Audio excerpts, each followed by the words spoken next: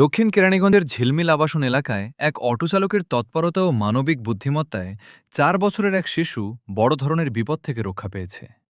সমাজে এখনও ভালো মানুষ আছে, এই ঘটনাই তার প্রমাণ। শিশুর নিরাপত্তায় সবাইকে আরও সচেতন হতে হবে। #মানবতা, #শিশু নিরাপত্তা। আমার ভুল হয়ে গেছে, আমি বুঝতে পারিনি। আমার শয়তানের ফেরে পড়ে স্যার হয়েছে, আমি আর ভুল হইব না স্যার, আমার মাফ করে দেন স্যার। চালকের সন্দেহ, তারপর সাহসী পদক্ষেপ। এভাবেই দক্ষিণ কেরানীগঞ্জে রক্ষা পেল ৪ বছরের এক শিশু।